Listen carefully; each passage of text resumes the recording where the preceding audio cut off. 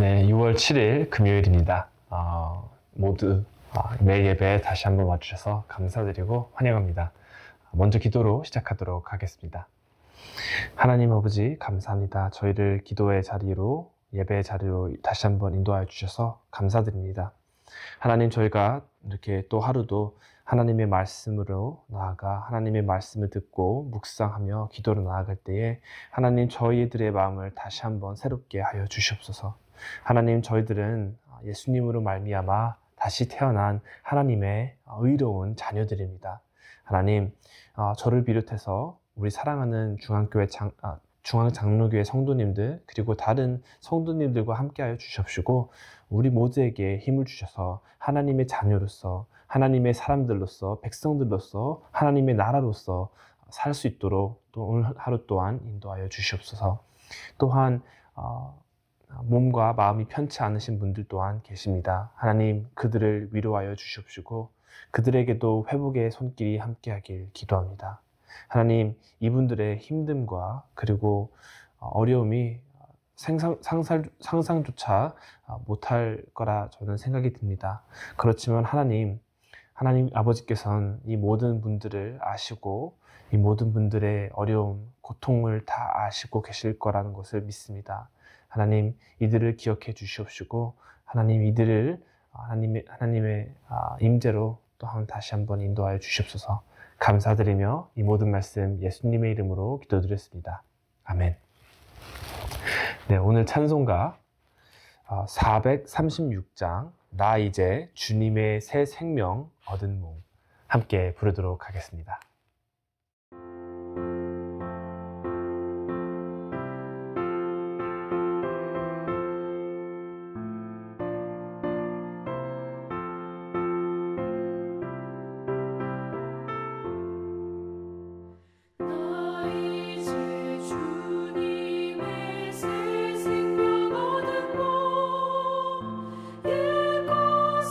지나고 새 사람이로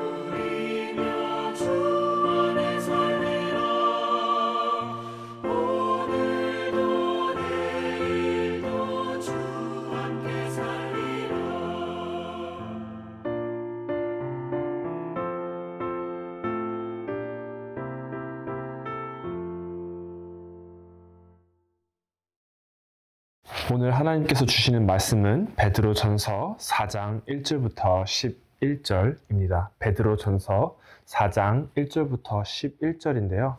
우리 다 같이 한 목소리로 읽도록 하겠습니다. 그리스도께서 이미 육체의 고난을 받으셨으니 너희도 같은 마음으로 갑옷을 삼으라. 이는 육체의 고난을 받은 자는 죄를 그쳤음이니 그 후로는 다시 사람의 정욕을 따르지 않고 하나님의 뜻을 따라 육체의 남은 때를 살게 하려 함이라.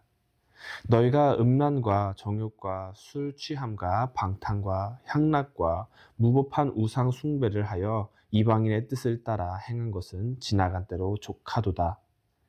이러므로 너희가 그들과 함께 그런 극한 방탕에 다름질하지 아니한 것을 그들이 이상히 여겨 비방하나 그들이 산 자와 죽은 자를 심판하기로 예비하신 이에게 사실대로 고하리라.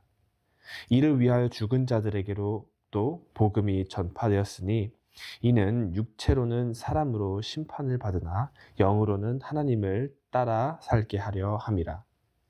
만물의 마지막이 가까이 왔으니 그러므로 너희는 정신을 차리고 근신하여 기도하라. 무엇보다도 뜨겁게 사랑할지니 사랑은 허다한 죄를 덮느니라. 서로 접대하기를 원망 없이 하고 각각 은사를 받은 대로 하나님의 여러 가지 은혜를 맡은 선한 청지기 같이 서로 봉사하라. 만일 누가 말하려면 하나님의 말씀을 하는 것 같이 하고 누가 봉사하려면 하나님의 공급하시는 힘으로 하는 것과 같이 하라. 이는 범사에 예수 그리스도로 말미암아 하나님이 영광을 받으시게 하려 함이니 그에게 영광과 권능이 세세에 무궁하도록 있느니라. 아멘. 오늘 말씀에서 베드로는 우리에게 예수님과도 같은 마음을 가지라라고 권면합니다. 문맥상으로 보면 예수님과도 같이 고행을 추구하라라는 말같이 들릴 수도 있겠는데요. 그것은 절대 아닙니다.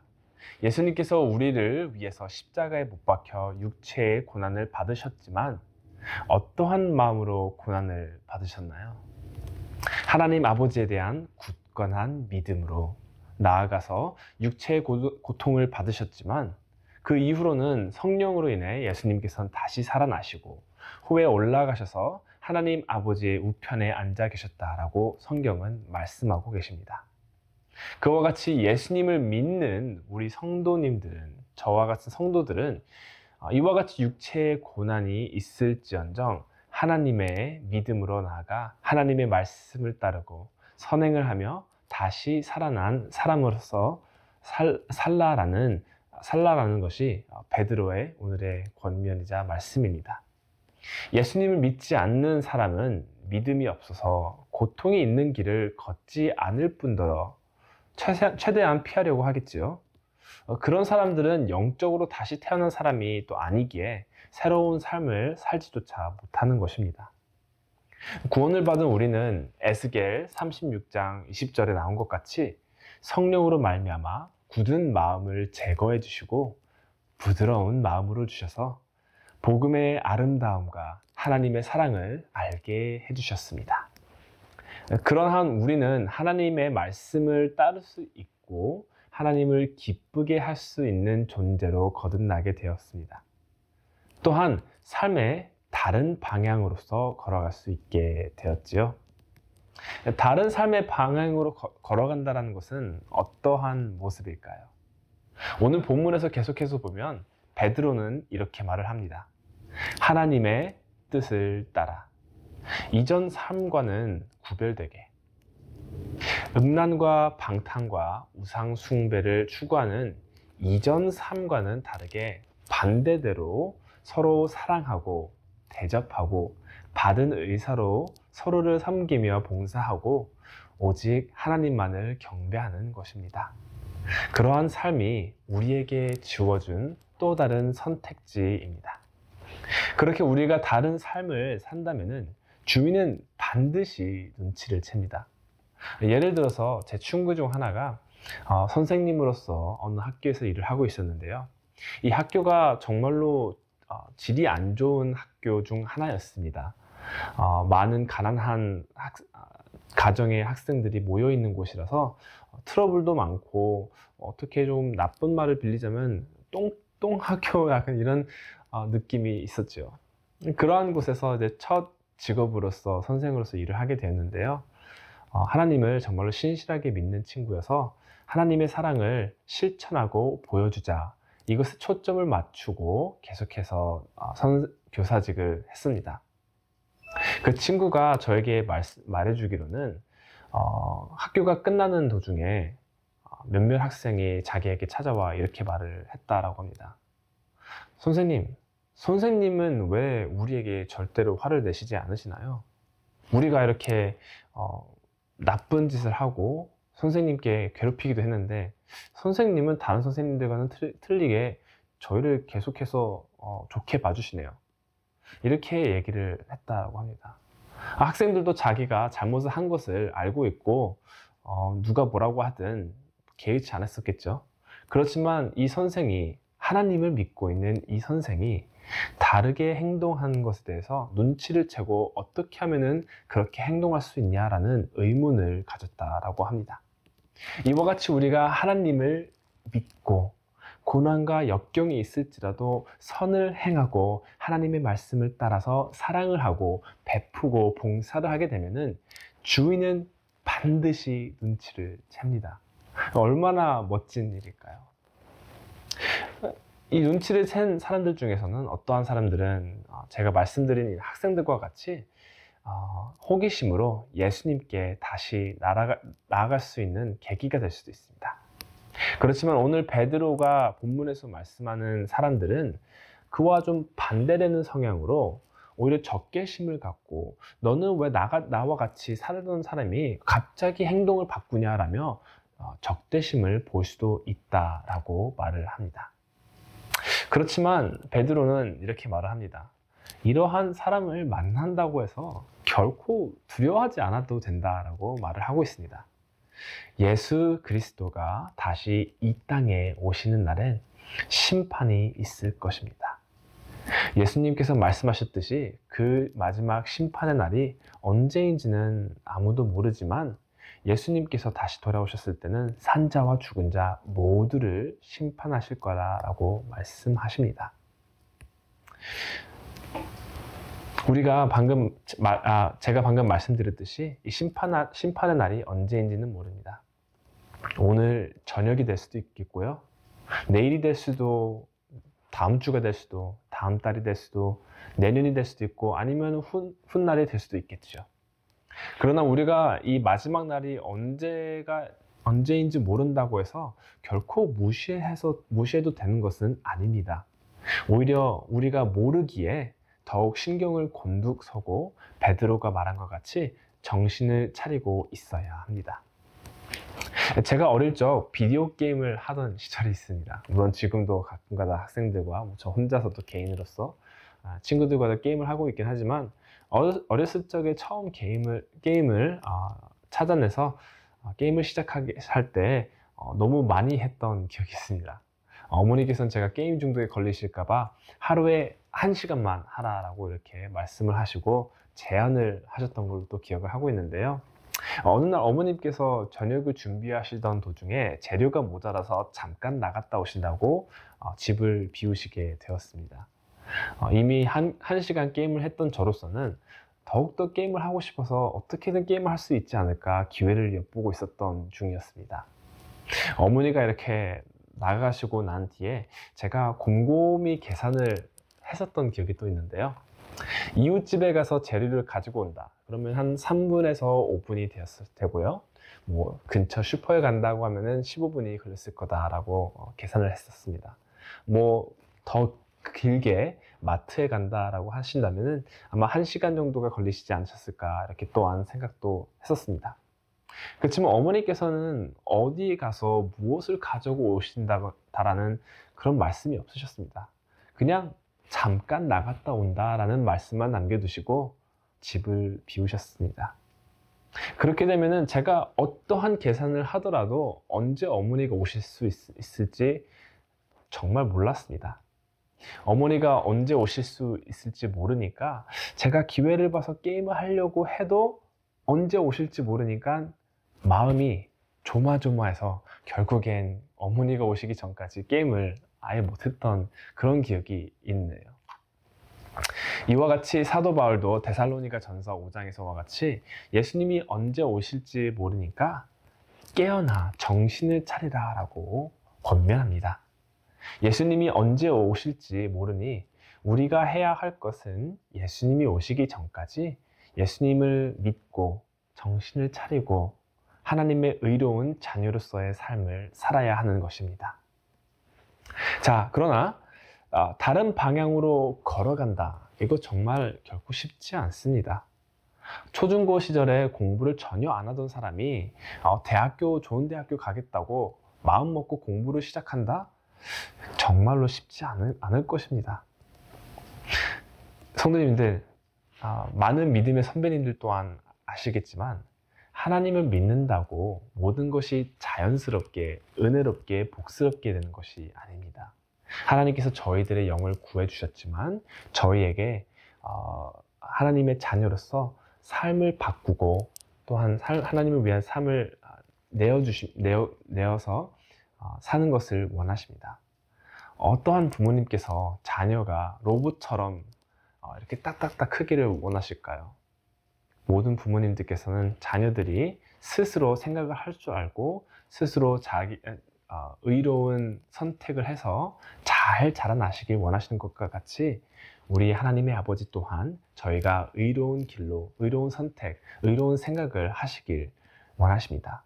점점 더 커가시길 원하시는 것이죠. 그렇지만 말씀드렸듯이 그렇게 하나님께서 주신 다른 방향으로 걸어간다는 것은 결코 쉽지 않습니다. 저희의 영은 예수 그리스도로 말미암아 다시 살아나 깨끗해졌지만 저희의 육체는 아직입니다. 그렇게 예수님께서도 마태복음 26장에서 마음에는 원이로되 육신이 약하도다 라고 말씀하시고, 사도 바울 또한 로마서 7장에서 자기 육신엔 선한 것이 거하지 아니하여 원함은 있으나 선을 행하는 것은 없다라고 고백을 합니다. 그렇다면 구원을 받았음에도, 다시 태어났음에도 불구하고 하나님의 자녀로서 거룩한 삶을 사는 게 이렇게 힘들다면 저를 비롯해서 우리 성도들은 어떻게 해야 할까요? 간단한 답이 있습니다. 바로 기도입니다. 오늘 본문 7절에서 베드로가 말합니다. 만물의 마지막이 가까이 왔으니 그러므로 너희는 정신을 차리고 근신하여 기도하라. 베드로가 어디서 이 가르침을 받았을까요? 방금 말씀드린 마태복음 26장 41절에서 예수님께서는 베드로에게 깨어나 기도하라 라고 합니다.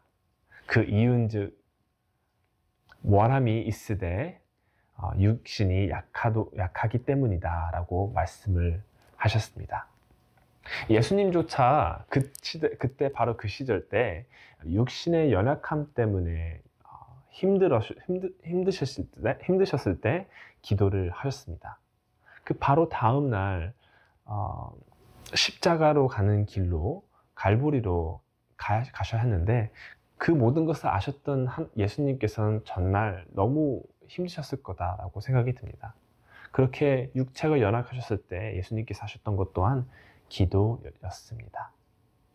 기도는 우리의 연약한 마음을 하나님께 순종할 수 있는 마음으로 바꾸는 원동력이 되는 하나님의 은혜인 줄로 믿습니다. 그렇게 사랑하는 성도님들, 우리는 기도해야 합니다. 그 어느 때보다도 기도가 정말로 필요한 시대인 것 같습니다. 세상에는 즐거운 것들, 편한 것들, 새로운 것들, 다른 사건들 여러 가지가 우리의 마음을 산만하게 하고 하나님에 대한 믿음을 흐리게 합니다. 우리가 살면서 즐거운 삶, 그리고 정말로 성공한 삶을 산다라고 하면은 우리는 어디서 그러한 정보를 얻을 수 있을까요? 성공한 삶, 즐거운 삶, 어떠한 삶이 정말로 제대로 된 삶일까? 이 질문에 대한 답변을 우리는 어디서 구하고 있나요? 부모님께서 말씀해 주실 때도 있고, 저희가 인터넷을 서핑하면서 답을 구할 때도 있고, 세상을 바라보면서 그리고 TV 미디어에서 볼 수도 있겠죠. 그렇게 저희가 이러한 정보를 얻고 그러한 정보를 토대로 살다 보면은 내가 정말로 원하는 삶은 바로 이런 것이다, 저런 것이다 라고 이렇게 저희가 단정 짓게 되죠. 그렇게 단정 짓고 그렇게 살다 보면은 하나님께서 원하시는 그 성공의 삶, 하나님께서 원하시는 그 즐거운 삶은 뒷전이 돼버리고, 하나님께서 원하는 의로운 삶을 뒷전이 되고 우리가 원하는 삶의 방식으로 살게 될 것입니다. 그렇게 되다 보면은 우리는 이전 삶과 같이 살게 될 것입니다. 그 이전과 같은 삶은 오늘 베드로가 하는 권면하는 삶과는 정반대되는 삶이 아닐까 생각이 됩니다. 그렇기에 하나님께서 원하시는 성공의 삶, 하나님께서 원하시는 즐거운 삶을 살려면은 먼저 하나님께 나아가 하나님께 기도로 하나님을 붙들어 매고 하나님을 구하며 하나님께 나아가는 삶이 되어야 될 줄로 믿습니다. 기도로 하나님께 다시 나아가 우리가 하나님의 자녀라는 것을 우리는 다시 한번 자각하고 성령님의 힘으로 육체의 약함을 뛰어넘을 수 있게 되길 기도합니다. 기도하겠습니다. 하나님 아버지, 우리를 다시 한번 이 자리에 모이게 해주셔서 감사드립니다. 하나님, 저희가 이렇게 예배를 드릴 수 있다는 것은 정말로 크나큰 복이고 크나큰 은혜이며 축복입니다. 하나님, 저희가 물론 이 예배를 드릴 때는 조금 힘들었었던 분들도 계실 거다라고 생각이 됩니다. 아침 일찍 단잠을 깨우고 일어나 새벽에 예배를 드리시는 분들도 계실 거고요. 정말로 예배를 드리기 싫지만 예배를 드리는 것이 맞다라며 자기의 고난의 길을 걸으시면서까지 예배 자리에 오실 분들도 있을 거다라고 생각이 됩니다. 그러나 우리는 예배를 이렇게 드리면서 하나님께 기도로 나아갈 때에 우리 마음의 평안함과 그리고 하나님의 사랑이 저희를 충분하게 충족을 해주시는 것을 저희는 또한 다시 한번 경험합니다. 하나님의 말씀에 우리 성도님들의 마음에 감동이 있기를 또한 기도드리고요. 하나님 아버지, 우리 성도님들 하나님께 기도로 나아갈 때에 그들의 마음을 다시 한번 새롭게 하여 주시옵소서. 하나님의 자녀라는 것을 다시 한번 일깨워 주시옵시고, 기도를 통해서 우리 성도님들이 힘을 얻어서 하나님의 자녀로서 의로운 삶을 선택하고 하나님의 뜻을 따를 수 있도록 인도하여 주시옵소서. 감사드리며 이 모든 말씀 예수님의 이름으로 기도드렸습니다. 아멘.